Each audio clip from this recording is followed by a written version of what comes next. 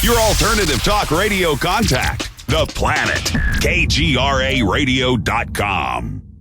With infinite complacency, people went to and fro the earth about their little affairs, serene in the assurance of their dominion over this small, spinning fragment of solar driftwood, which by chance or design, man has inherited out of the dark mystery of time and space.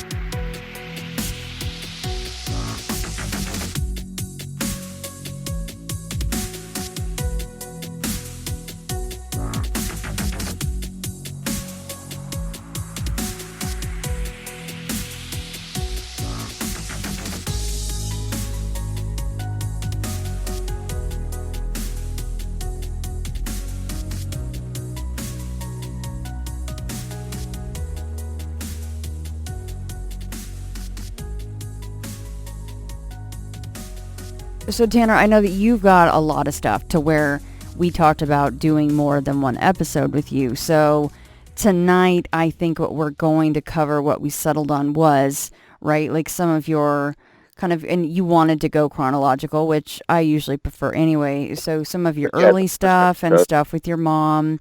And then after that, I'll kind of let you, take the reins with the time that we have, because I do have the list in front of me, but I know that you also said that you didn't actually list everything that you've had go on. So, in case some other things have been filled in, I'll let you take the reins. Yeah.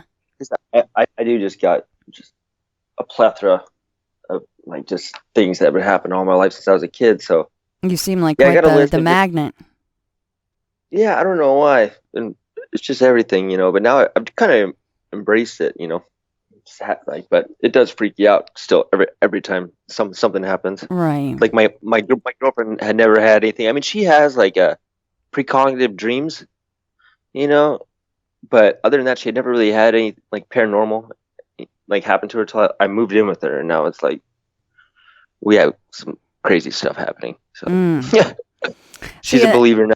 See, and we'll see how we do with our time, but that'll be hard to, because that obviously if we're going chronological, that's the most recent thing. So supposedly we're supposed to wait until the next time, but I'm kind of I really want to know what's going on, And I just want to know some answers. I think that's part of the reason I'm doing this too.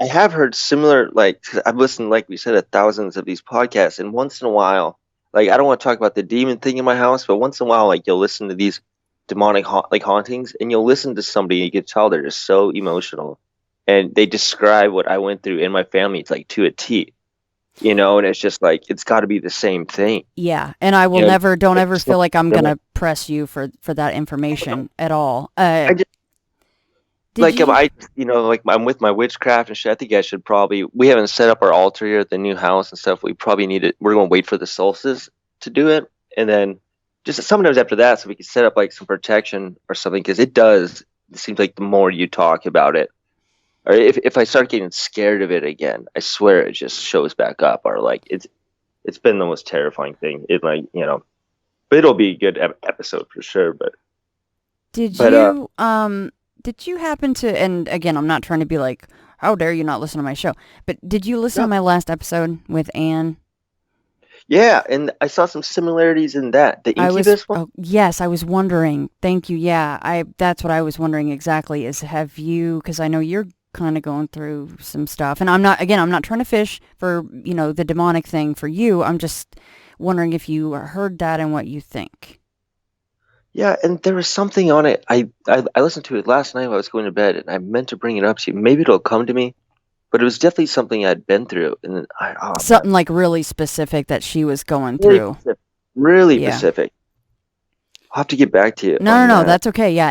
And again, I'm not trying to put you on the spot. It's just I'm getting quite a bit. And I said that I would, and I am. I'm getting correspondence from people because, this is just like you. It's an ongoing thing. It's something she's dealing with in her home, which, of course, makes it all the more horrible and terrifying and scary. And people, damn it, they want to sleep. And she's like, my kids are going through stuff. So anyway, but yeah, let's touch base on that, even, totally. Just after after this. We'll just be in touch anyway. So, Yeah. okay, Let Tanner. me listen to it. Yeah. And I'll take some. Yeah, that would be awesome. And of course, for you, before we get into this, if you, and not that you ever have to tell me any of the stuff that you're going through, but if you ever wanted any help with anything, I mean, you sound like you know what you're doing, but I'm just saying, if we ever needed to reach out to people, I'd be happy to help with that. Yeah. Oh, thank you. Thank you very much. So I was thinking we'll go through some childhood stories, and then at the end, if we totally have time, I'd like to talk about some recent, Yeah, that would be awesome. Definitely, because I had something weird happen to me just at my job 2 weeks ago that I don't know how to explain. I don't know if it's time travel stuff or I don't know what it was, but we can get to that at the end, because I would like to know if anybody else has seen anything like that, because I've never had anything like that. I've had a bunch of paranormal stuff happening, but nothing like this. And I don't know. I love anything that has to do with that subject. I'm sure that other people do too. I don't cover that quite enough. So yeah, let's make sure we get to that before this episode ends. Yeah. Okay. Well, let's jump into some of your early stuff, Tanner. Okay, sounds great. So I'd say when I was one of my earliest childhood memories was me and my mom. My dad was out, he'd be out drinking a lot and working out of town, and we lived on the outskirts of Helena, Montana, way off on a road called Birdseye Road. It leads up to the ski hill, and we lived in a trailer up there, really, rundown trailer. Since then, I've driven by it, and they made it into a double wide. They had some additions and stuff, but it had a weird, creepy shack on the property. And there's neighbors around, we're on, and has a long gravel driveway. And further up Birdseye Road, at least 2 or 3 miles up there, was my grandmother's house, my grandma and papa. And we moved out there to that trailer to be close to them because they had a ranch. My mom, was pretty much a stay-at-home mom at the time. And she'd go out there and help with the ranch and all this. And so one night, my dad's not home. And I remember we were watching Seinfeld on one of those big old TVs, the old, big, huge tube televisions. Yeah, they weigh 3 tons. 3 tons. I remember my mom trying to move it into the house. And so anyway, we're watching Seinfeld night, and it's dark out. And I guess, but before we go into this, I used to have, we're out there in the country, and we used to have a fox that come up onto our porch, and we leave them. I had, stray cats coming too. Mm-hmm. So they would have, and we had our own cat, but we'd leave out all this kitty food out on the porch. And every night this fox would come up and eat the cat food, and I'd come out to the window by the door, and I'd look out and, check out the fox. And I had to be, my mom says I was only 3 years old at this time. So it's definitely one of my earliest memories. I don't remember a lot of memories from when I was real little. But this is just, it's engraved in my brain because it's just so traumatizing. It was, so, and I've told this story on Jim Harold's Campfire too, but, I'd like to get into more detail with it with you. But we're sitting there, and my mom's on the couch, and I hear this big old, you hear almost crunch in the gravel, and just instantly later you hear boom, boom, boom. And there's something on the porch. And I instantly, I don't remember thinking this, but I guess I ran up the window saying it was the fox. And my mom knew it was way too big to be a fox. Mm. She told me she actually got up off the couch and grabbed me before I got to the window. She was that scared. And not even a second later, you hear a crunch in the gravel, and then you can hear it, because our yard was basically gravel and rocks, and you could hear it running around the house. And our trailer has skirts on it, so it's pretty high up off the ground, pretty high. And and there's windows. And I remember looking, as you can hear it running around the trailer. I'm looking out the window, and you can see the whole window just go black for a second. So it was something huge. Just the whole window just goes black. And there's a couple seconds of quiet, and then you just hear on the side of the trailer like this crunching, boom, boom, boom. And it's all of a sudden it's on the roof of the trailer, and it's running back and forth. And it sounds like that's what me and my mom have always tried to say, like what did it sound like? And we were just frozen, and it sounds like a chimpanzee running on the roof. Like I don't even know how to, I don't know if it was Sasquatch, but it sounded like somebody like galloping on the roof, like but on two legs, like boom, boom, boom, boom, boom, boom, boom, and definitely not like a four-legged animal. And that's what my mom's always held to. Like I talked to her the other night, she said the same thing. It's like we could definitely tell it wasn't, and it only went on a couple times. My mom said it was only like probably 4 or 5 times. It ran back and forth on the roof. It just felt like eternity. I just remember being like, and my mom is already, even though it's happened so quick, she's already on the phone calling my grandma and papa up the road. But they like somehow scoffed at her and told her not to even, that it was nothing. Like, how, like, what do you say to like, oh, there's something on our roof, like type of a thing. Right. And they just didn't know what was happening. They're older folks, and I still get the chills like telling it. And then just as fast, it runs to the end of the trailer where the driveway is on the roof, and then you just hear it like a thing crunching the gravel, and you can hear it just like run off. And we were just left there like, what the hell was that? And it was just, for years my mom said that was the most terrifying thing, and for years that was the most terrifying thing that ever happened to me, because it was like traumatizing, like my mom holding me. And so years later, we told my dad about that, and he never believed in the paranormal back then, and it took me living in like years and years later, me and my dad go through like this really bad thing that was all paranormal related, probably over 13 years after this, and it finally made my dad a believer, like, and he's obsessed with it as I am now, because oh really? Yeah, it's really trippy. He's still like saying stuff happened to him. Yeah, were you even expecting that from him, or were you expecting him to kind of scoff at anything like that? I was expecting him to scoff, but then, like he moved into like this, like I had this demon in my house thing that I'll go into you with later, but it wasn't even before I'd even been in the house. And my dad had been such like a hard skeptic his whole life. He starts calling me. I'm in college in Missoula, and he starts calling me on a weekly basis, saying like he doesn't know what's happening in his house. Something's happening, and it's slowly. And then I went to the house, and bad things happened to me, and it just got hellishly bad from there. So, but anyway, after we moved out of that house, I was moving my dad to California. This is in 2014, and we're on a long country road trip, and I'm having beers in the passenger seat. We're taking the back highways all the way down to, we're driving to Las Vegas, and we're going to stay the night there, and on our way to LA, and we're going down the long barren highways and stuff, and we're just telling creepy stories and talking about that house, and it got to me. I was like, and I was telling him like, Dad, you never believed me back in the day, and now you're like a believer. He said it was in my imagination and all this, and it's like, do you remember that time that we had that thing on our roof and you weren't home? I was like, that is really a true story. Like, you have to believe me now and all this. And he was like, yeah, son, he said the most creepiest thing I've ever heard. He's like, I didn't know what to make of that story, because when he moved into that house, he said that after we told him that, and it didn't really click for him at first, but he said when he moved into that house, it was run down, and the guy who got evicted before them was this.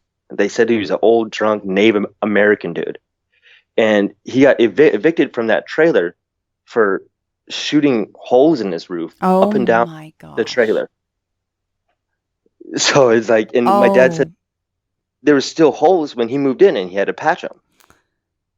And so it's like he didn't know what to make of that. And then we started talking about it, and me and my mom, we had came to the conclusion before that it was some weirdo, because we were out there was neighbors, there's probably some troublemaker, but it didn't make sense as far as how big the thing that ran to the window and how fast it got up on the roof. Right. But if the Native American guy gets evicted, and I totally believe my dad, he wouldn't make that up. And I brought it up to my mom since, and she's like, "Oh yeah, I forgot all about that. I don't know how you forget about that detail, but." And You try to push things out that aren't quite normal. And you're like, that's yeah. one of those things, you know? So Did I you don't know guys what say the word Bigfoot while that was going on? Did you and your mom, I mean, did anybody say that word? No. And years later, that's what I kind of, I was like, is it a Bigfoot? Because it sounded like, to me, like having a monkey on your roof. Yeah. Yeah, no. But there's not that many Bigfoot reportings. That's not saying that, and I'm not sure what I think about Bigfoot, as far as it being like a flesh and blood thing. But all these cryptid reports that I hear, it's just, it could be anything, and I don't know. And then I think there's a confessionals episode, and it's the only thing. The episode's called "The Thing on the Roof," and that's when I was searching through podcasts, I found that one. Mm-hmm. And the story is a lot more terrifying, but it sounds like, there's a little bit more details and things and it happens to her over and over again. But there's an episode of that, I don't know, definitely is the only thing I've really found about a thing on the roof that sounds similar, I mean, the fact the guy was shooting through the roof, I mean, and here's the unfortunate thing. The unfortunate thing is, of course, that he was labeled as a drunk. So they're just going to say, well, he was drunk and shooting through his roof at nothing. But after what you guys experienced, you're kind of going, oh my gosh, there was probably really something on his roof. And the other thing with me and my dad were talking about, which just doesn't make any sense. So I'd like to be as skeptic as possible, is if that was a person coming to mess with him, or like some insane person living in the countryside, then who's coming back after getting shot at? Yeah. Ain't nobody coming back after that, Unless they knew. Was this a shotgun that he was big holes? I mean, I think it was a pistol from what my dad was saying. Yeah, okay. So, but even then, I mean, if you're up on a roof screwing around and you think it's hilarious, it's not so funny when all of a sudden someone's shooting at you. So, like you said, who the hell would come back to reiterate, hey, I'm just having a good time here? No, you could actually die. Yeah. So I don't know. That's pretty trippy stuff. Yeah. I like that one. And that's I've always wanted to go back up to those people, and oddly, there's a lot of crime, like redneck crime in Montana. That same trailer, like 10 years ago, there was a shooting there, or a family dispute, and it just, I think the same family, because I always wanted to go up and ask them, right? Like, yo, do you have any weird things on your roof? But I swear there was a news story, somebody living in that trailer got in a domestic dispute, or shooting at family members and stuff. So I'm like, maybe that's not the place I should, walk up on their porch. But you guys didn't have, I mean, looking back, there was never any other sign that it could have been a Bigfoot, or? No. And like the other thing is, I went back the next morning. I remember looking at the trailer, but it was like, I didn't really, being 3 years old, I swear I remember going back, 'cause that's where I fed my cats. They all lived in this little shack. And I would go back, because you heard it jump up on the trailer from the back of the house. Mm-hmm. And I could never find any marks how it got up on the roof. You think if it would, because it sounded like a big crunching sound, like, and then crunch up on and then it's just running back and forth. But there was I couldn't see any marks, how it got up there.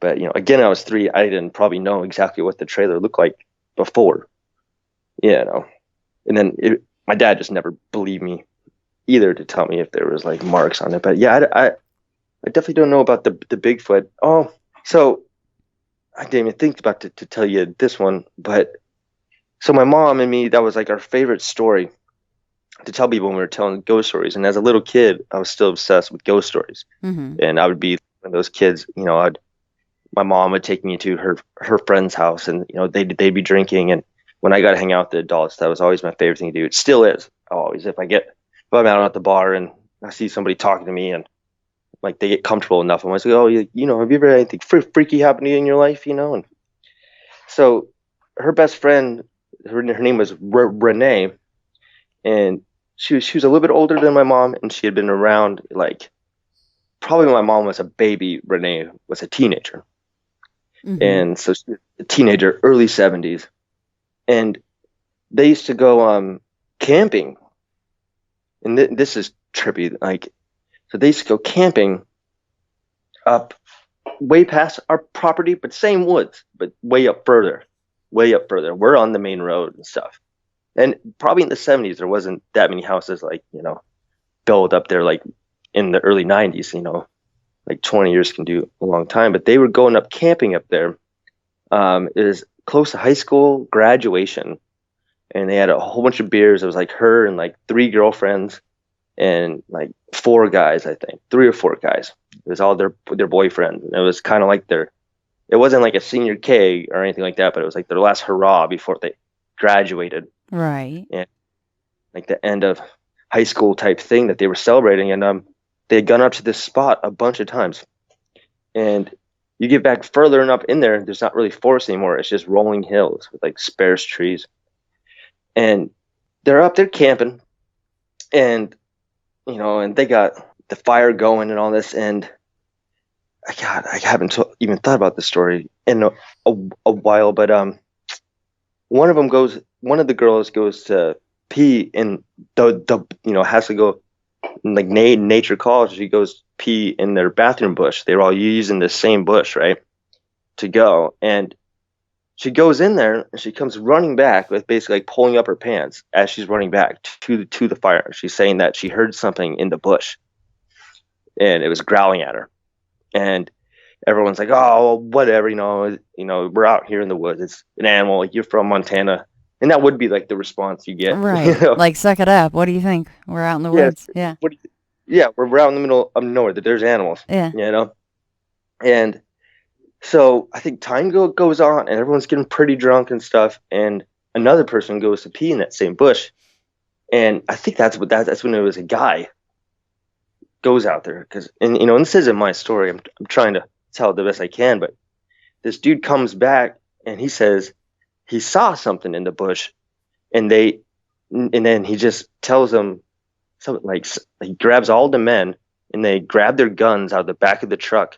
And without really saying a word, they hop in this truck and go blaring off into the plains. And the girls are just left there at the campfire, like, what the hell, And so they're looking off in the distance. They can see the truck lights going over, like, up a hill. And they couldn't see it for a long time. Then they would see the truck again. And it looked like it was going fast through all these hills, like not even on the roads. They're just watching, like trying to look for the truck. Like, when are they coming back? They're kind of getting worried. And then they hear like, I think like 2 gunshots, like bah, bah. Immediately they see the headlights come blaring back towards them. And, they all get out of the truck when they get there, and they immediately just start packing up camp.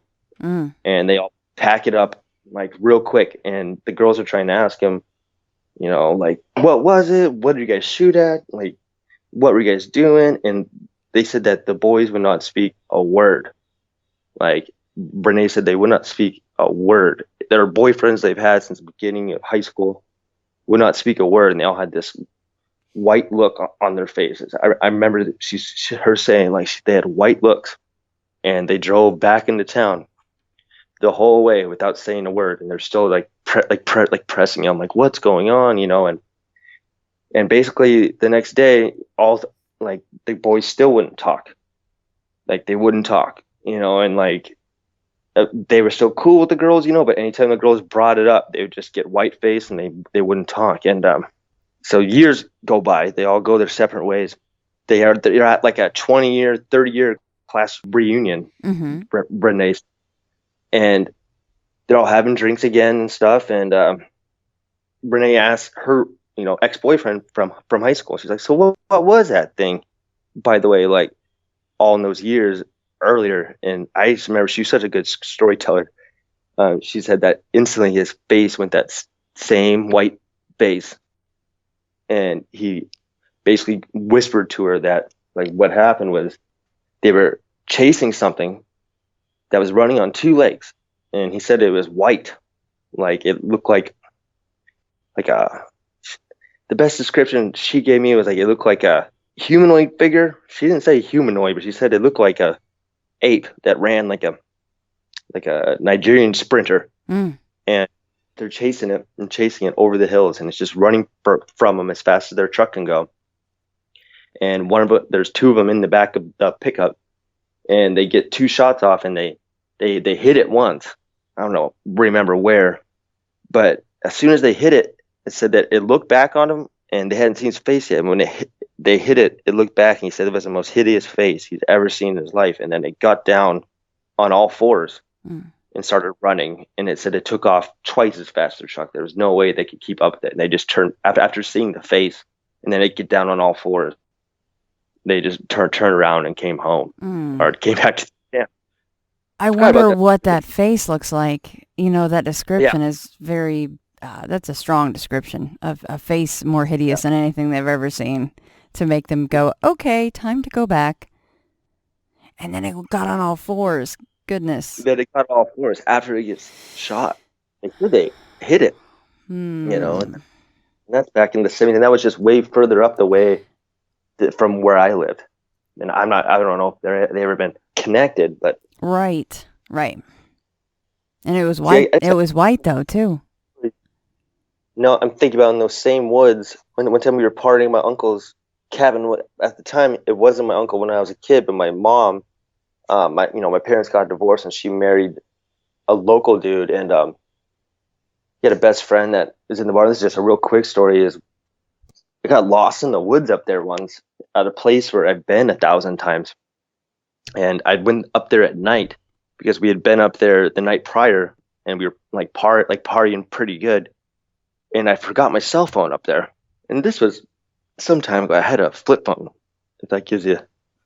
And right. I had lost my, I'd lost my cell phone up there, and I needed, I don't know if it was talk to a girl, like at work or something. So it was a ways out of town and up in these same woods, and there's a train trestle up there, it's like Stand By Me stats, you don't want to walk across this thing, it's still active. Yeah.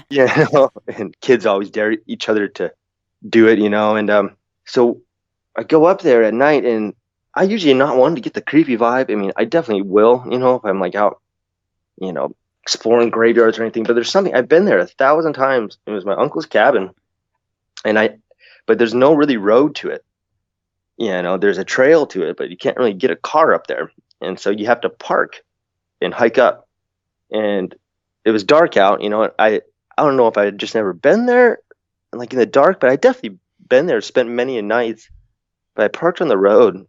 I was like, all right, if I walk up to the train track and then just follow the train track, I'm going to see my turn, and my uncle's house is just right there. And I kept walking, and I just never found my turn. And I'm on the train track, and I just never found my turn. And this could be just me getting lost in the woods, but like I started coming down the mountain, I'm like, all right, I didn't see the turn. I should probably backtrack, and I still couldn't find it. And then I come down, I'm like, well, the trail to get to his cabin has got to be like this way, like parallel on the mountain. I'm going to hit that trail if I just walk down the mountain. Mm-hmm. Walked down, couldn't find the trail, like for the life of me, and it should have been there. And it's a pretty big cabin, and I knew the area I was in. I don't know why I was getting so turned around. And I'm walking around and walking, and it, like, my friends are waiting for me in the car. Like, I should only been like half an hour, and I'd been up there for like an hour and a half, like just. And it's not even that big of a mountain. I shouldn't have been lost. Like I was, and I'm walking and walking. I just couldn't find the cabin. I get off, find the car instantly. Like I was right where I was supposed to be the whole time.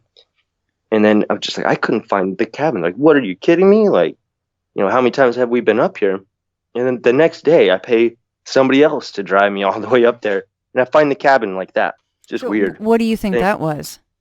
No idea. I think that's just me being lost in the woods, but yeah, it could be. It was definitely could be.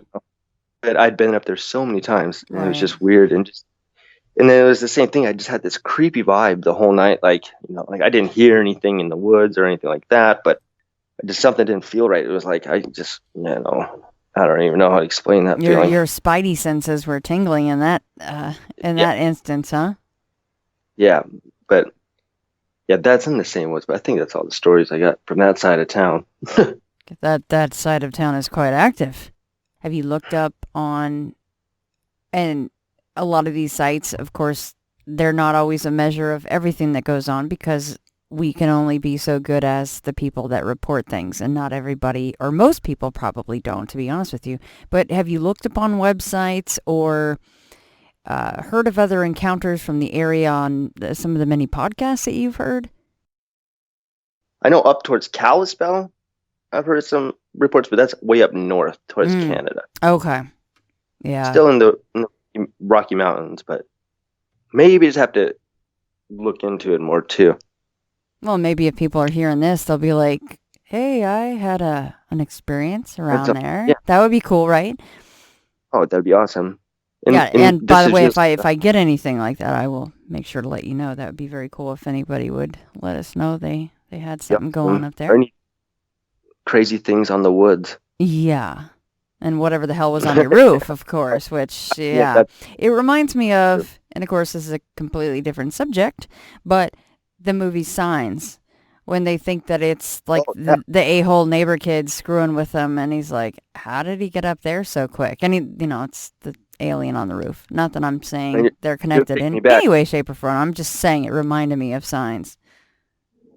Man, you're taking me back. I haven't even thought about that movie in so long. That's a great movie. See, well, you made a couple movie references already, and I love doing that myself. So there you go. We're in the same boat now. Anytime that's on, I know a lot of people don't like M. Night Shyamalan. In fact, Sam Shearon always called him M. Night Shyamalama Ding Dong for some reason. He just didn't like him very much. I haven't heard Sam say that in so long. Some people that have heard the early ITF will remember him calling him that. Every time he would bring up M. Night, he would add that last name in there. But, I mean, the idea of movies like The Village is very interesting to me. Because I'm like, I just wonder if, I don't know that they could actually get away with something like that for as long as they did. But I know that there are, I mean, it's like a cult, basically, trying to be separate. And they do their own thing. And they're very isolated. And that's an interesting idea. And they made a monster to keep them there. Yeah, I totally think that, there's probably some weird culty stuff going like that, where they're keeping people in some type of communities, probably not to the point of village where they're in a national park. Right. But some parts of the world, there's got to be weird stuff like that happening. Yeah, I mean, that's a whole nother can of worms. But yeah, it just kind of makes you, things that make you go, right? Well, what next, Tanner? Where do you want to take us next with some of your experiences? Okay, so I got this list. So the next thing I would like to talk about, well, my mom, she meant to call me and then we got off on a tangent, but my mom has some scary story, but I'll have to go into that at a later date, but I'll try to relate this one to you about her house in Wyoming. It's not my story, but, and she won't yell at me if I get the details wrong. But she no pressure to get it right, Tanner. And it's definitely and a similar thing happened to me at the demon house, and it gets pretty gross, like this story. And I've never really heard, other than a thing that happened to me much later in life. So when she was a kid, she said she lived in a haunted house that was a brand new house. Like they were in the money at the time, and before they lost it all in the oil business at one point. And my mom says, early in her life that they were like millionaires. That they had their own. My papa flew his own plane, and they could go family vacations. So he built his own mansion out in the sticks of Wyoming, next to where his oil fields were. And so that's what's weird. She always said to me, it was his own house that he'd built, and she said it was the most haunted thing, and things used to torment her. And she said she used to see bubble people, is what she described them as, and all weird stuff, like bubbles with faces that would. And she said the first time she saw him, she was sick, and she could just see these bubbles, she just had this. And she said, because for me, it always sounded like bubble people growing up sounded cute, but the way, I guess she was just telling me, that they weren't really cute, but she said, they also raise, all my life, they bred dogs, show quality Doberman Pinschers and Chihuahuas and, Greyhounds and all this. And, sometimes they switch a breed, what they're doing right there. But at the time they're doing the Dobermans, which are mean, scary guard dogs, And my mom had a favorite one named Mr. T. And he slept with her on her bed every night because my mom was always so scared. And they all had their own rooms at the time. There was 3 sisters, so they all had their own rooms at the time. And it's hard for me. I wish she would call this in, but she said she woke up in the middle of the night, and it was the one night that my grandma wouldn't let Mr. T sleep with her for some reason. Like, he had to be down in the kennel with like the ladies or something. But for some reason, Mr. T could not sleep in the bed that night. And she always felt safe with her dog. But that night she woke up in the middle of the night, and this gets pretty gross, but like, she said that she put her hand on top of her blankets, and she just felt like this slimy shit, and she like starts looking at it and smelling it, and it's just, it's like literally like feces. It's all she can smell. And she gets up and she, sits up her bed and puts her feet down on the ground, and that she feels it again on her feet, and she walks over, and every step over to the lamp is all that, it's like feces. And she turns on her lamp, and she said it was covering her walls, her dresser, her blankets, everything. And at first she's checking herself because she's a little girl, like, did I have an accident? But then the time in her mind, she's thinking like, there's no way I can produce that much poop, type of a thing. And then she starts screaming for grandma. Of course, she comes in and just says like, what did you do to your room? And she said it was literally, the way my mom describes it, it was everywhere. On the ceiling, on the walls. And then the only place it wasn't, and she thought, this sometimes like Mr. T did this, but Mr. T was downstairs in the kennel. And they said like, when they peeled back her blankets of where my mom was sleeping, where you think if, my mom made this mess, there'd be shit in the blankets. But no, that was the only place in the room there was no feet or whatever. It was just underneath the blankets where she was sleeping. It was everywhere else. I don't know. That just story really freaks me out. Oh my goodness. It's the thing, but she just remembers my grandma cleaning it all up. And I think if my grandma never talked about it again, my mom said, and they never talked about it, but my grandmother was extremely mad. But I think my mom never got in trouble for it, I don't think, because my grandma knew it was something, there's no way that can happen, type of a thing. And, it's just a freaky story. And my mom also has one where, have you ever heard like the alien abduction stories about people with Santa Claus? Actually, I have. Yeah. My mom, I had never heard like that, but my mom has always recounted. She has one of those, and it basically, she was waiting up, and the whole family was over. I think it was at the same house in Wyoming, or I can't say it's the same house or not, but it was definitely like all the family was over. Like they had like 50 family members over, and everyone's sleeping in the same room, and all the kids are waiting up to get Santa Claus, right?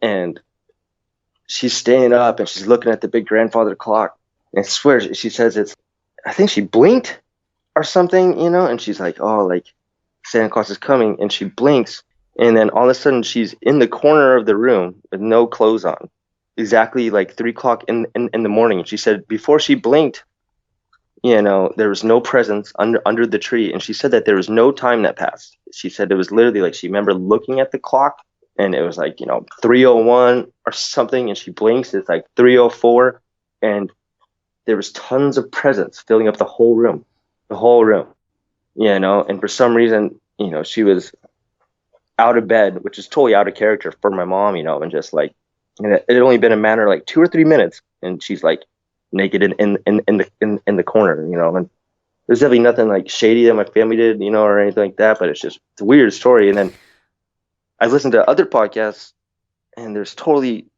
all these like whole episodes about people, get like children getting messed with like that and waking up in weird places and having time slips, waiting for Santa Claus, or like seeing Rudolph on your roof, and it's like a red glow gets in the room. And that's the other thing my mom said, is there was a red glow, and it just gives me the heebie-jeebies. I was kind of in rapt attention listening to that one, because it was kind of that situation where someone emailed me something that, and I'm always going to respect this, but it was kind of like, hey, this is just between you and I, that kind of thing. So, I mean, so she didn't have that much missing time, but there was a few minutes where she said that she blinked her eyes, and all of a sudden there's like 3 or 4 minutes difference, and there's all these presents there. The hell? She said like they had the whole family there, and there's not only that, all the other kids are asleep in the same room. Like at least 20 of them. And they're all asleep, but she's not. And they're all asleep, she's not. And she was standing up. Disrobed, which is disturbing. Disturbing, right? Yeah. And she said her clothes bunched up in the other corner. Oh, God. Weird. And there's just tons of presents, and there was no red glow anymore. It was all like colorful, like the Christmas tree was on. Where was the red glow coming from? That's what she doesn't remember. It was just like she said it was just red glow, like in the room before she thought like Rudolph was there or something. I don't know. Right, because you're just a kid. Oh, do you know how old she was? About? That's got to be like when she's around, from a range from like 6 before 10 years old for sure. Right, before you start going, is this shit real or are my parents doing this? Right, totally. What was I gonna say? So does she remember what she did when she kind of woke up and she's like, why are my clothes over there? Why am I standing here disrobed? Why are there presents here? Did she remember what happened after that? Because my grandparents were very strict, so it's like you don't want to be just naked in the room with all your cousins, your family members upstairs. So she remembers looking for her clothes and being just so like discombobulated and just freaked out. She said like, even though there were so many presents, she didn't really get a good feeling about what, like it just freaked her out because she had watched the clock and she was just so set on catching Santa Claus. And, she thought she was finally going to do it that year and all this. And she's looking around for her clothes and she finds them in a pile next to the clock. And she grabs them, gets on, and then, goes back to sleep. So all the kids wake up, but a really freaky thing. And and for some reason that story wasn't as scary to me growing up as some of her other ones, but after hearing a podcast that was just the theme of it. It was just kids getting abducted on aliens. I've never brought it. I mean, I've kind of brought it up to my mom, but I don't really want to be like, Mom, I think you're abducted by she'll probably listen to this. No, yeah, and I would be interested to hear from her at any point, whether or not she wants to come on the show. Of course, it can, like I said before, it can always be between me and anybody that contacts me. I never break that trust. But so she goes to sleep. She gets dressed. She's like, this is some really weird stuff. Gets dressed, goes to sleep. In the morning, are all those presents there that she saw? Yeah, everything was the same. Oh my goodness. All the presents were there from this, what some would say was just a vision or a dream. They were all still there in the morning. All still there. Like Santa Claus actually came. Wow. Yeah. And then there were all the actual presents that were for the whole family. Now, that year was like, like Christmas movie status, presents. Like, there was no way dogs right here, baby. I mean, some might say, okay, well, maybe she suffers from some sort of she sleepwalks or she, there's sleep paralysis of some sort. I don't know how that works exactly because that's not the sleep paralysis that you hear of.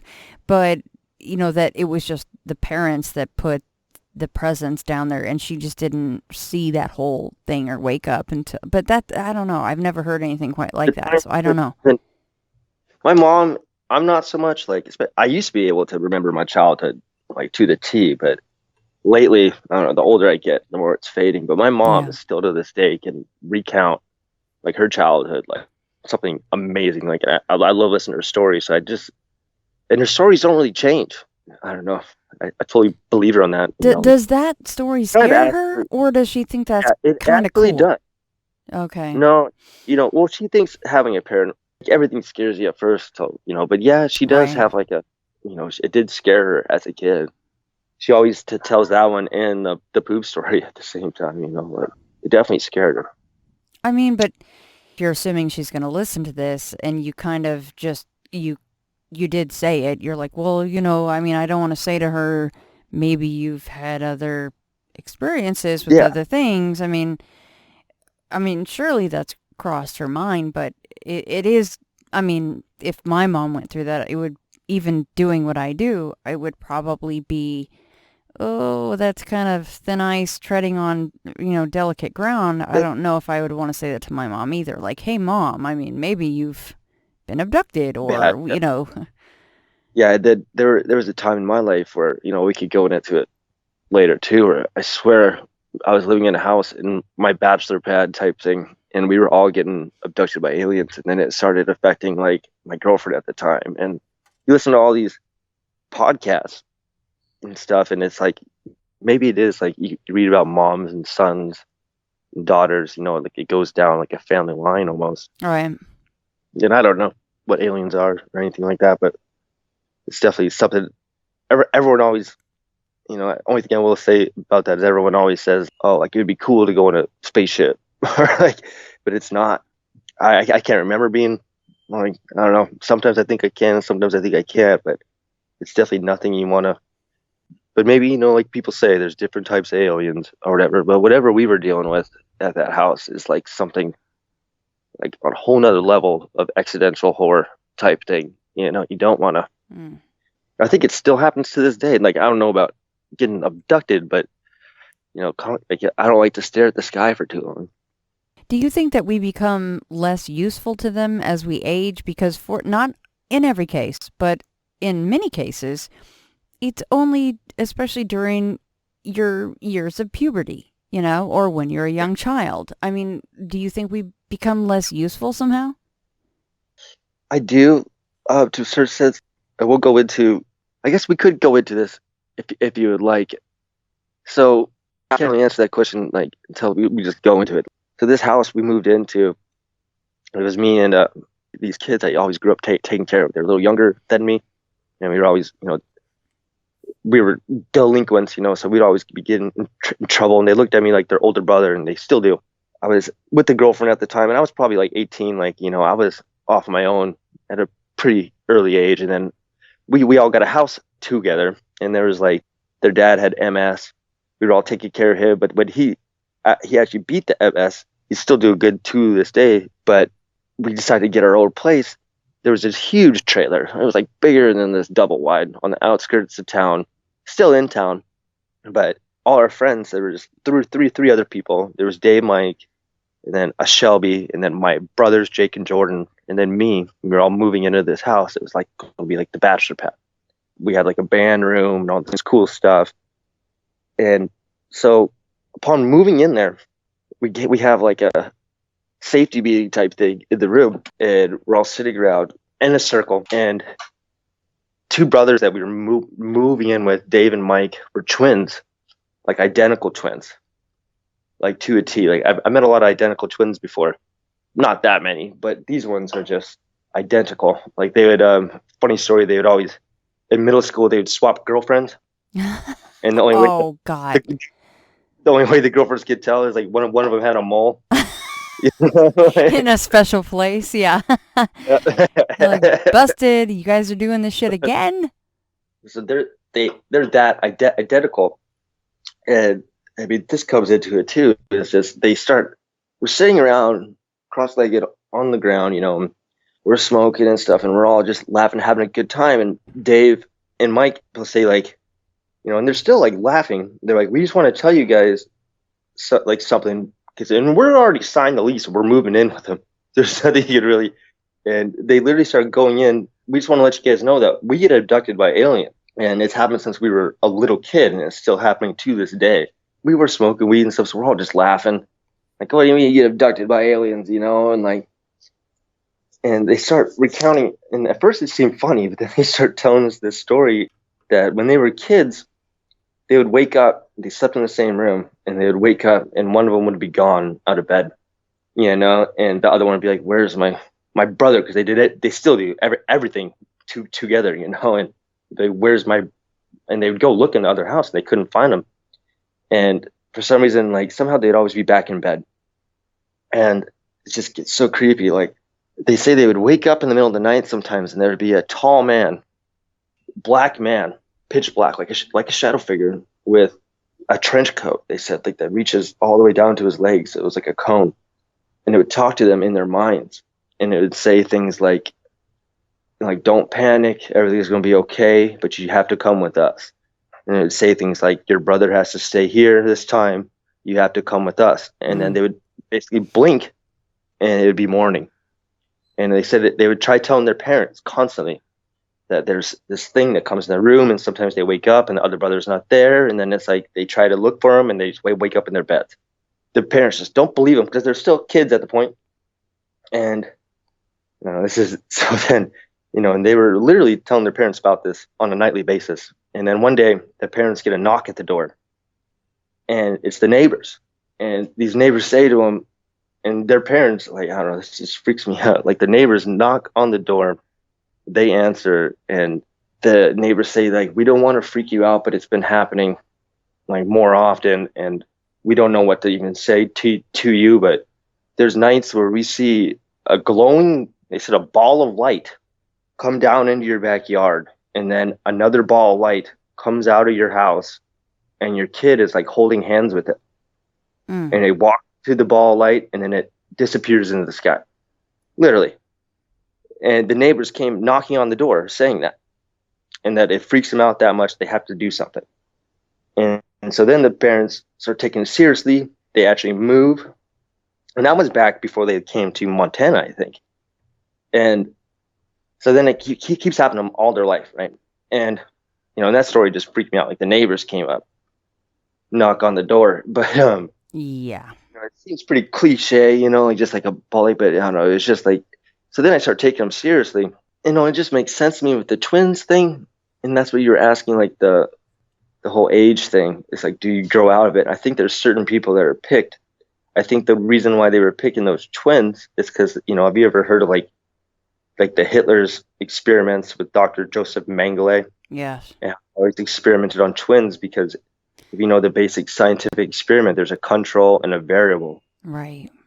You can, do horrible things to this one. You can look at this identical twin and see. And so that's what it just sense why they. And I've heard other stories with alien abductions, experimenting on twins, and that just makes sense to me, like the control and the variable. Right, and they're like, "Hey, we're gonna take your brother, but you have to stay here." It's weird, and then they would pick the other one up just probably to read, and then it's just weird to me. But living in that house, I think the first thing that ever happened, I worked a lot, and what I call my little brothers stayed home a lot, and did their own business from home.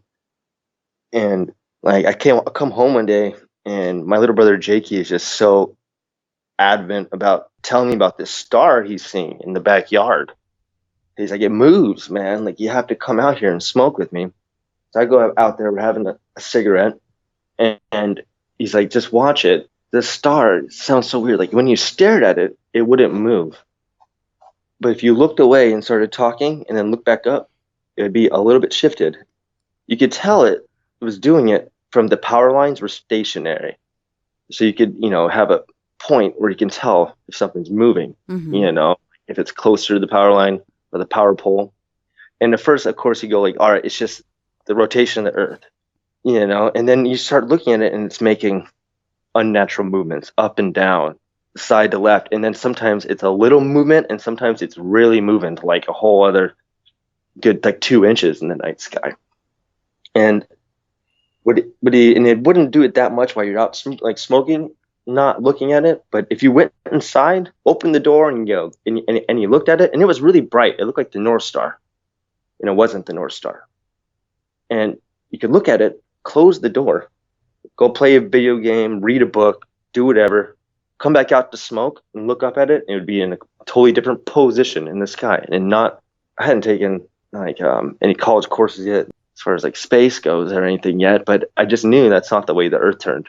It'd have to be on a certain line. If it's making sporadic movements, it just didn't make sense to me. So then my buddy Leonard comes to visit me from the Indian reservation from Browning, and my grandmother was really both my step family's native, so we're out there having like a powwow on the porch and just talking about the creator and spirituality and all this and the stars and the first peoples and stuff. And it was really a good conversation. We were having out there for hours, and we're standing up. And so we're talking about the stars, and I'm looking up past his head and he's looking over mine the way we're positioned. So I'm looking up past his head and I'm staring up at the sky, and I'm just, just taking it all because it was just a nice night. You could see all the stars.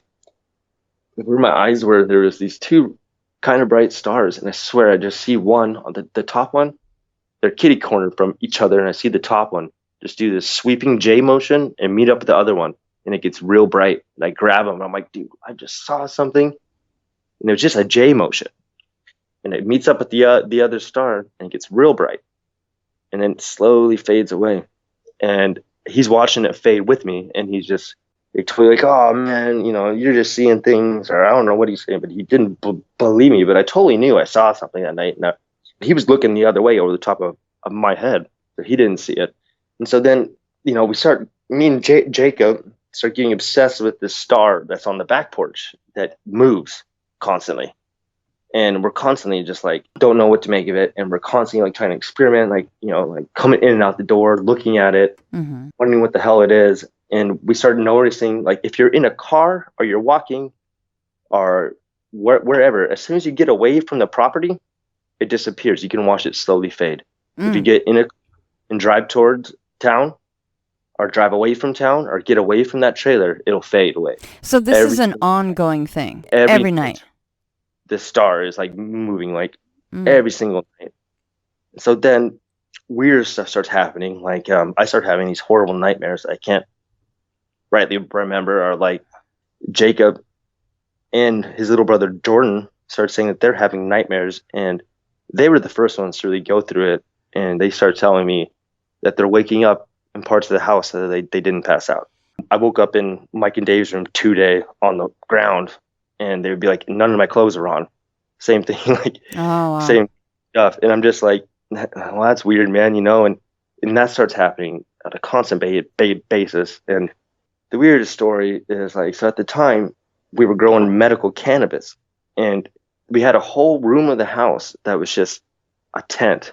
So it was from wall to wall. And I have to tell you this because it's the part of so the first time and I was drinking a lot, so it was common for me to wake up, or like I didn't remember I was drinking so heavily at the time. So it really wasn't affecting me. I don't think I wasn't acknowledging it. But when I really realized it was happening to me too, is there's this grow tent with potted plants all through it. And this tent goes from wall to wall, and it's got ducks going to it and all this stuff. And it literally takes up the whole entire room. You can't go in between the wall and the tent. It's that much of a structure in this room. It's all lined with aluminum foil and all this aluminum foil like material.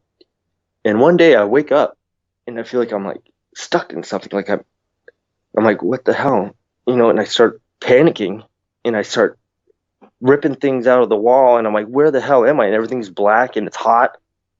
And I start realizing like I'm in between the grow tent in the wall, and I'm way on the other side of the room. Like I don't even know. I couldn't realize at the time where the hell I was. It took me a minute to even realize that I'm between the wall and the grow tent, which is just impossible to do. How do you get there? How did I crawl? If I was sleepwalking, how did I worm my way in there? And then because I only started, what Jordan tells me, because he was growing, though, I only started spilling the plants over when I was getting up. So somehow I just got in between that tent and the wall in the back of this room. And when I got out of there, I was only wearing my underwear, and they were on backwards. Weird as shit. They were on backwards? On backwards. And I was like, I don't know how to explain it. I'm in the very back corner of this room, in between two walls, basically. I mean, do you think that I mean, sure, this is not some revelation or something, but do you think that happened because at that time you said you admitted you were drinking a lot? So do you think that... Yeah. No, even if I was, I don't understand how it's physically impossible. especially with somebody like, no, I just couldn't do that sober. I don't know how I would. It literally, there's no room to get back there. And when I woke up, I was so stuck there. It was like I had to call for help even to get out. I don't know how you would. And they had to like, and I had already spilled plants over, like trying to get out. And I was stuck there. They literally had to like basically break down half that tent.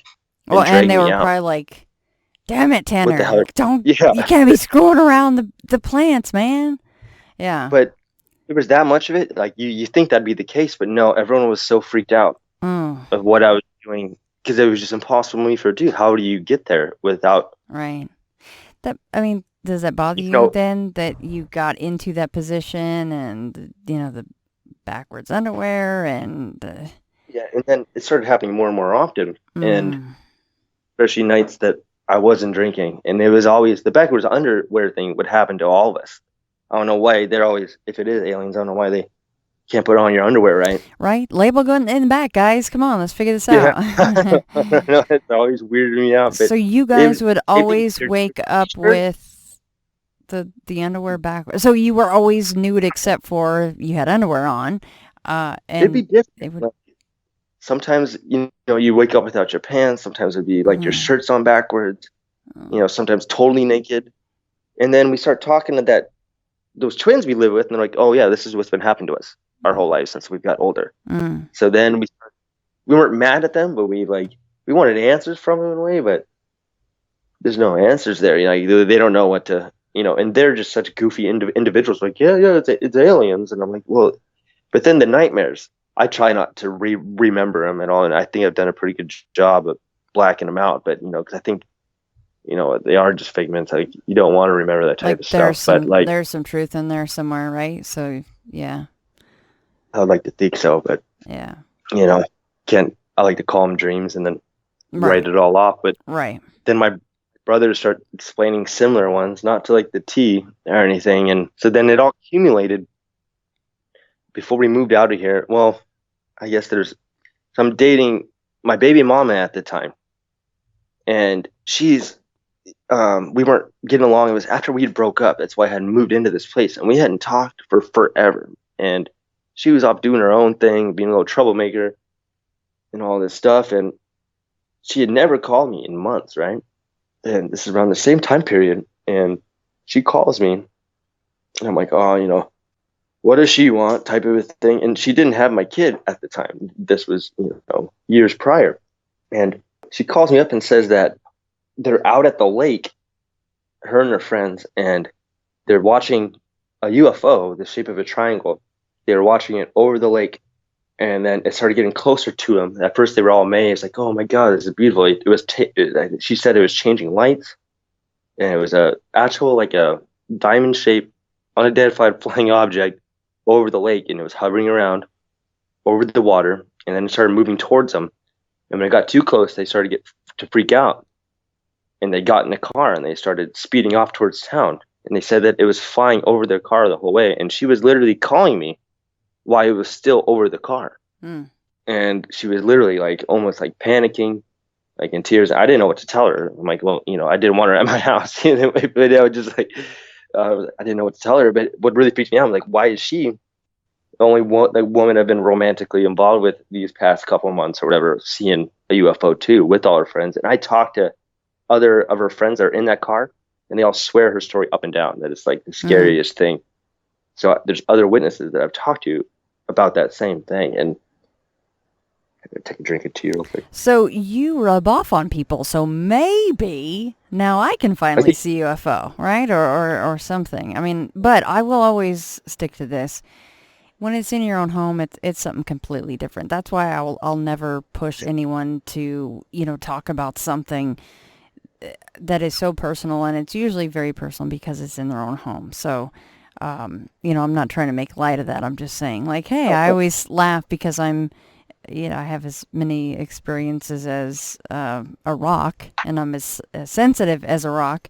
But I've heard you. Yeah, I'm like, well, listening to you, maybe you rub off on people. But okay, so before we run out of time on this run with you, though, you you and your girlfriend are in fact going through some stuff now that you said that you wanted to maybe cover before we were done, right? Can I add one more thing about the aliens before we're done? Absolutely. Okay, so it all accumulated before we moved out. It was a good 6 months of this, and it kind of stopped happening to all of us when this happened. Is one day, little Jakey wakes up, and it was happening to him the worst. He's the first one to see the star out back, and one day he wakes up, and he's just sick. I don't know how to explain it. You know, and we had just dealt with his dad with MS and everything, like, for 2 years. All of a sudden, Jakey, who was just healthy the day before, couldn't get up off the couch and was vomiting. He needed something every second. I've seen a lot of sick people, but Jakey was sick. He was dying. Literally, I could feel his heart, and it would slow down. He would have hard times breathing. And we don't know what to do, you know, and we start taking him, to every doctor. We took him to at least, like, seriously shattered, like, over 10 doctors. We traveled out of town because in Montana there's not that many specialists you could see. So we're traveling. We're putting him in the car all sick. And he's just getting greener and greener by the day. And during this, and like every day, you know, it still breaks my heart because it's like watching, you know, like my little brother die.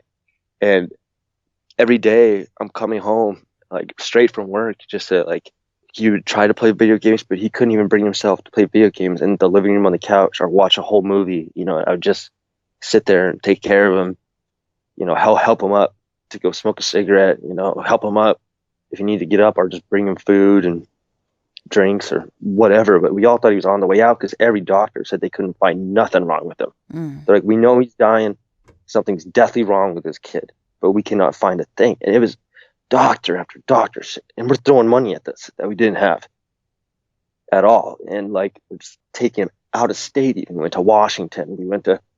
During this, though, early on into his sickness, before he was green or anything, like, he literally turned as green as the socks I'm wearing right now. Like, he pointed out this thing on his toe, and it looked like a scar on his big toe on the side of it, and there was a lump in there. I could feel it, and it felt like there was, like, a piece of metal in there. Like, I swear to God, like some kind of, it was a sharp piece of something. And he said it was hard to walk on it. And, you know, he's like, I don't know what that is. It's like a growth. And around the same time, like, he quit seeing the star out back. He quit, all the alien shit quit happening. And I swear to God, so, like, we thought he's dying. He's getting worse and worse every day. And, like, at least 9 months of that, and towards the end of that year, it's getting worse and worse. And we were having conversations with this family when he wasn't there about, like, what to do when Jakey dies, it's like type of a thing. Wow. And it was really hardcore. It's like a really sad time in my life. And one day we wake up, you know, and he was always a little bit better in the mornings, and the days would get worse. And one day I wake up and I'm outside smoking, and he comes out and he's got his blanket all over him, and we're out there talking, you know, and we start, you know, like, I'm having beers and stuff, and he starts having a beer with me, and then everyone else starts coming out, and there's, like, a group of, like, all the roommates were all having fun on the porch. And, like, you know, a good 20 minutes in, I start realizing, like, holy hell, Jakey's laughing type of a thing. Like, I haven't seen him really in this good of a mood in a while. And I started looking at his face, and he's not green anymore. He's back to, like, he's got a really, like, olive complexion. And he was back to being olive colored. And I was like, whoa, Jacob, you look a lot better today. Like, I was so used to him being so sick, I didn't really even realize that he looked better till, you know, he was laughing. And he's like, yeah, I actually feel, like, a lot better today. And then, you know, he actually went up and got out of the house that day. I don't think he had been really out of the house except to go to the doctor in a long time. And he gets out of the house pretty soon. He's out walking again. He doesn't need a blanket everywhere he goes. He's not green anymore. And then it must have been a week after that. He's like, Tanner, do you want me to show you something? And I'm like, what? And he shows me his foot, and the lump's gone. There's no it anymore. Swear to God, dude. I'm not that really believe in God, but that's a real story. And we moved out not shortly after that. And you said the light had gone away in the sky? The light had gone away in the sky. When he started to get sick, I couldn't see it out back anymore. Mm. But then if they left, I mean, if we're assuming that the thing in his toe was somehow married to that situation, then how did that go anywhere? Or does that just go away after a certain amount of time, right?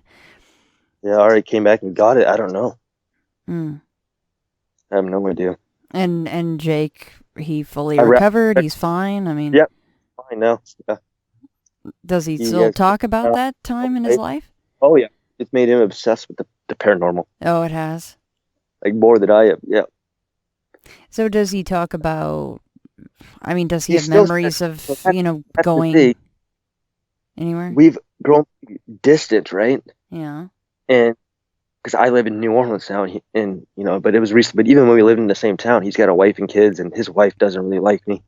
So yeah, that makes it hard. So yeah, I get it. But yeah, and because it's like his old ways, type of a thing. Right. But she's a sweetheart. But anyway, like every time I do talk to him, he's saying he sees lights in the sky now again and all this, and he's like, it's nothing. It's like, but he still says he sees stars move. And part of me, and I have been a bad older brother, is like when he starts talking about it, I don't want to talk about it because I don't want it to start happening to me again. Right. Right. Type of a thing. Does he have any kids with her? He does. I wonder if they have any experiences then. Yeah, they're all really young right now. But yeah, it makes me scared because I have a daughter. It just makes you scared of the thing about like my mom. And is it hereditary? Like when I hear these podcasts, like people telling like stories they're crying about, and knowing what I went through, and it was just terrifying. And then to watch your basically your little brother die, and it was a big split in our relationship too. I got scared. I went to college, tried to distance myself from a lot of my old friends for a while, trying to do better, and yeah.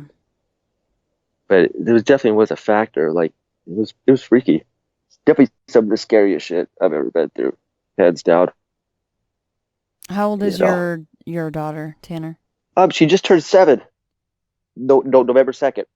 Does she see anything? I don't know if this is, a no-go zone, but, I mean... No. Not that I've noticed. She doesn't. So. That's good.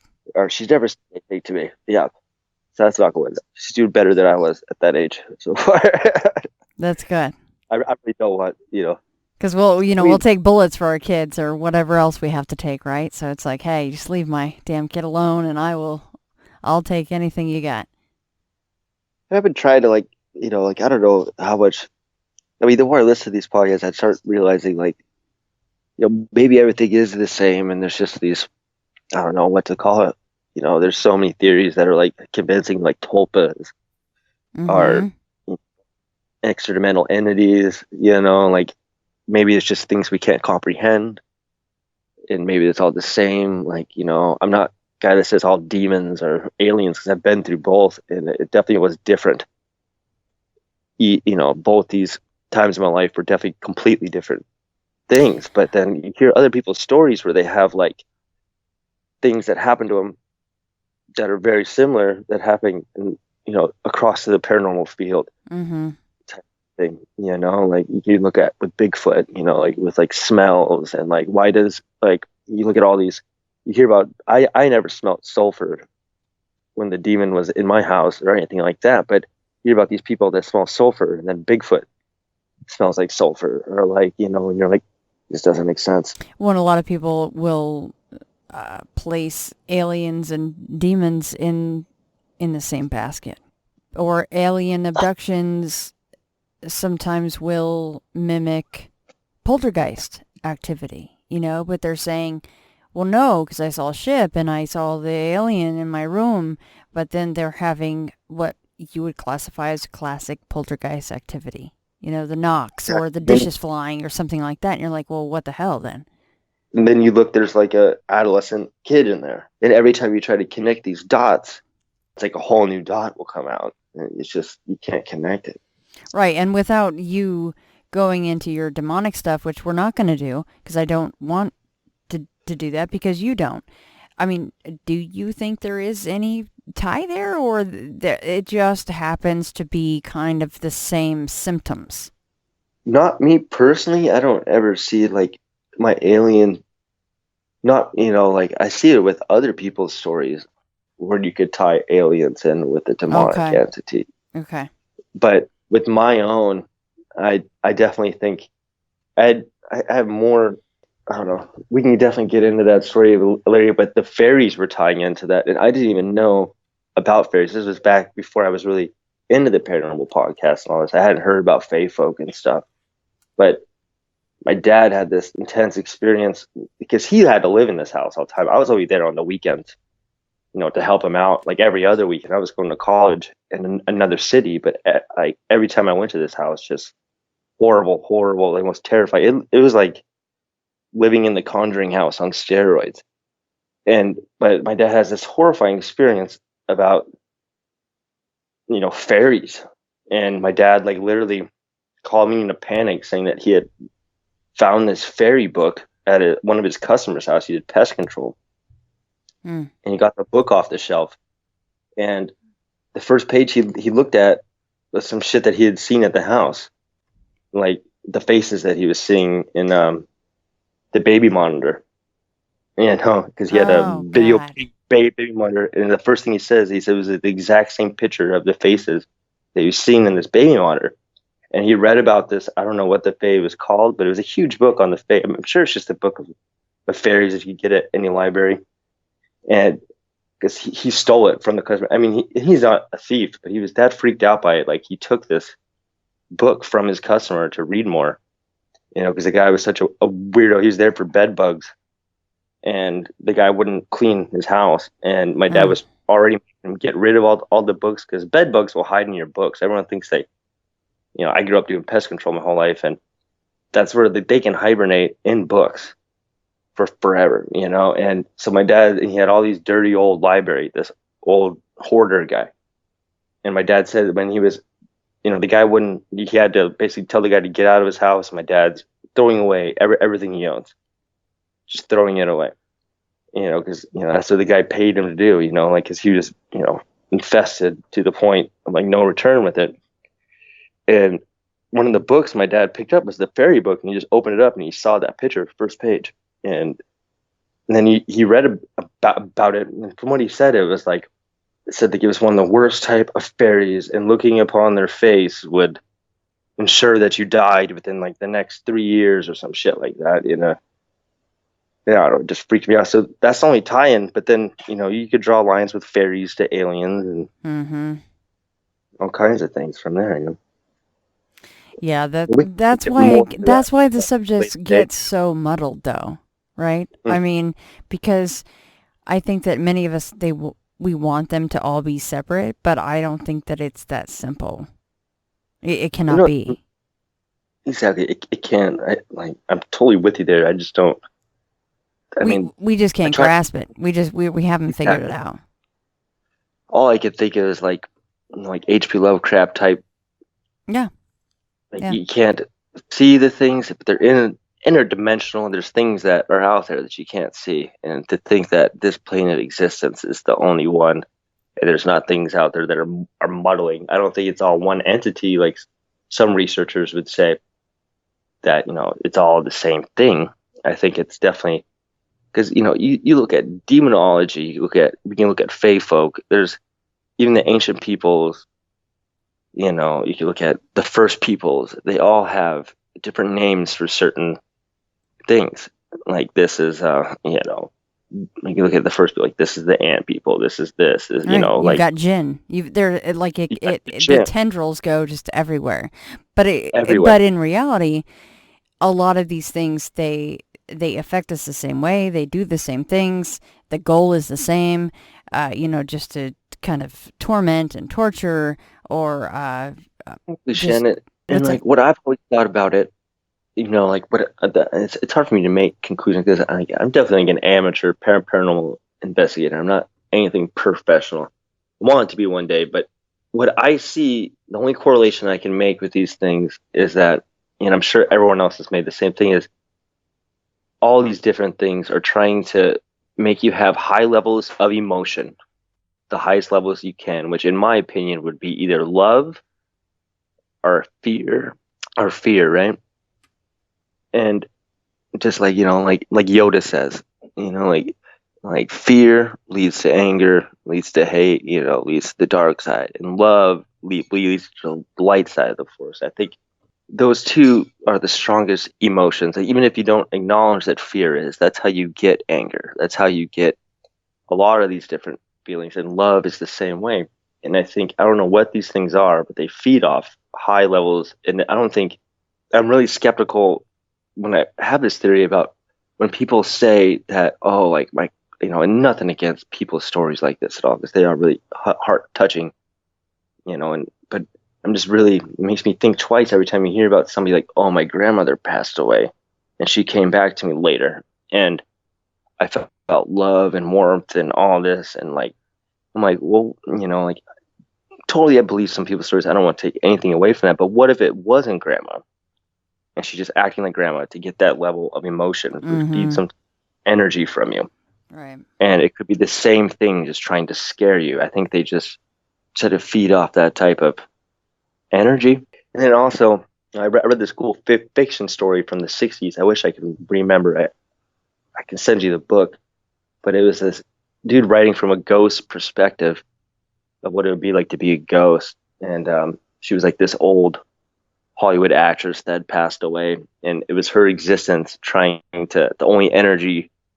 And it was really beautifully written for like 1950s and 60s in this sci-fi book. It was in the middle of like alien stories and fantasy, but there was this story about this actress that had died, and she was in her old apartment. She was stuck there. She couldn't leave, and she had to there was a new guy living there that was the new tenant, and then he would bring over girls and stuff, and then eventually he got married to one, and she was stuck there, and the only time she could manifest anything, and she was falling in love with the guy.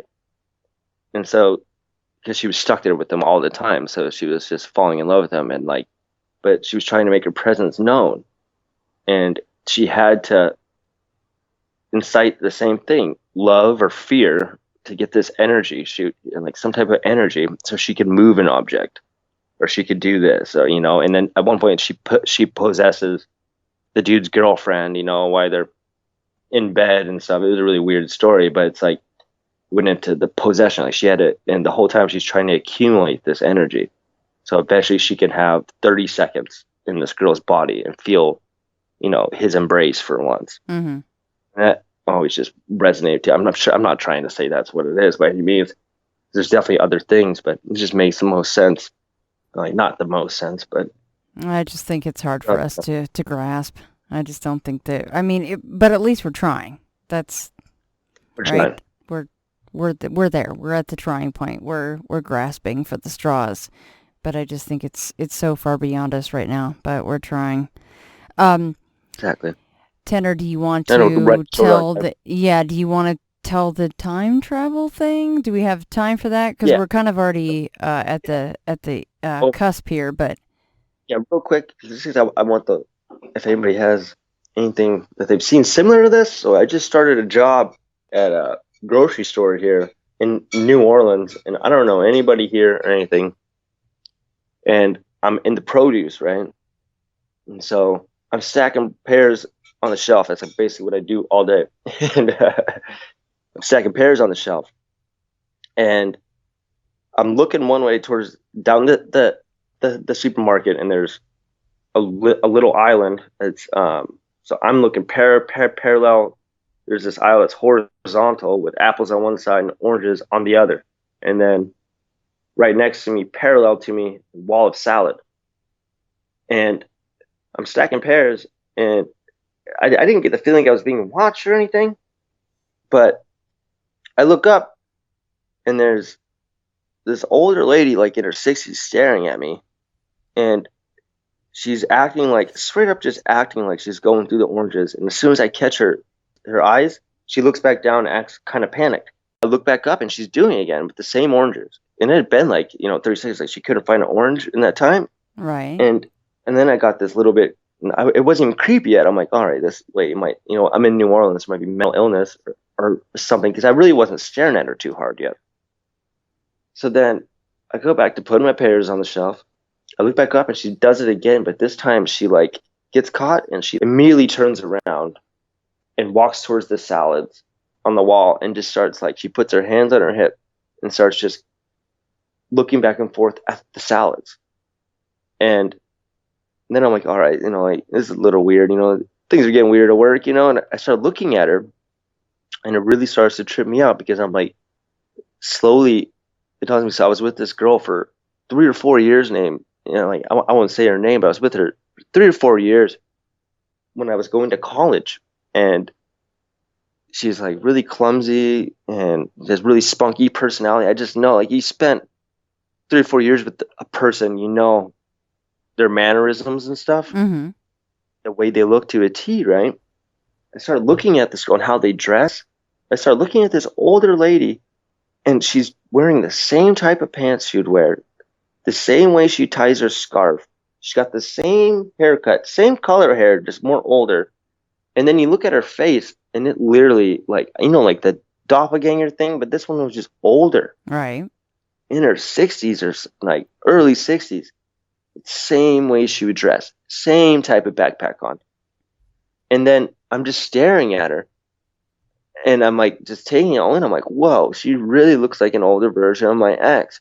Then and I swear to God, she was sneaking peeks at me, and then she sneaks a peek at me while she's doing the salad thing, immediately gets panicked, goes and trips over the rug, the salad rug for the wet rack. So, there's water that comes out the sprayers. She trips over that, and the way she tripped and caught herself was totally exactly like my ex. And then she basically ran off down the fucking, not ran, took off to the far end of the grocery mart. And right then, I just got the creepiest feeling. Just the way she like caught herself and picked her up and then shuffled off. I get the creepiest. It gave me the heebie-jeebies. I had to go take a break. And the way she kept looking at you like she knew you. Just the way that you're like, you look familiar too, but not, kind of, sort of. Yeah, it was weird. I had to call my current girlfriend and tell her about it. It literally felt like something paranormal. I don't know how. What did your current girlfriend say? Oh, she thought it was really weird. I mean, of course, that's a whole nother. And you know what? On our next talk. And I don't know if she's up for it, but if your girlfriend now would be up for, and no pressure, but if you guys wanted to hop on tandem and talk about what's going on, now. Yeah. Because like I was joking earlier, I don't have a lot of paranormal experiences, and sometimes I'm like, oh gosh, I wish I had more, but not in the house because everybody likes sleep. But because that was a big thing that you mentioned, was that your current girlfriend, didn't have a lot of experiences, but then you guys move in together and now she's having experiences. So if that is something that she's up for, that would be so awesome to hear from her too next time. I'm sure. Are you down to come on the show? Oh yeah, she's down. Because that's very interesting to me, that somebody that hasn't had a lot of experiences, they come in contact, the proximity happens and then they're having things go on. So that would be pretty cool to hear more from her. Should be like, and I never really think about it like that way till you bring it up. But yeah, there's a lot of people that, one of my old roommates, like, she'd always golf at all my stories, but then it's always funny till it happens to you. That's right. That is exactly right. You're always like, oh, what a bunch of bullshit. Oh, wait a second. Maybe not. Yeah. That one was funny because she was literally, I was talking about, I had a paranormal experience that night. I was in a band at the time with her, and we were opening up for another band, and we were out on like a little Montana tour, and I won't go into that story, but I had some paranormal happen to me, and I came back to the hotel room. I'm like, oh, he won't believe what just happened to me. And they were all making fun of me, like the whole band. They're like, oh man, you're so full of it. And then they had, in their hotel room, something happened, and it just shut them all up, and they all went to bed. And shut them right up, didn't it? Yeah. No one made me again. It's all funny until it happens to you. I mean, I think that's across the board. No matter what, if it's Bigfoot, UFO, ghost, whatever it is, you're like, yeah, it's all a bunch of funny bullshit until you see something. Exactly. Okay, well, you guys have a good night out there, and let's plan something though with the three of us. That would be really cool. Yeah, of course. That'd be awesome. It was really nice talking to you, Shannon. Thank you, Tanner. You too. And what's your girlfriend's name? Her name is Nicole. Nicole, and a big thank you to her for, letting you take a little time here with me. But the three of us will hop on next time, and we'll talk about some more recent stuff. Yeah, that'd be awesome. We have a story about the abandoned Six Flags here in New Orleans. I didn't even know it was abandoned, but I like it already. After Katrina, yeah, it's been decimated. Yeah. Yeah, but you have a wonderful night. Thank you, Tanner. You guys too. Thank you so much.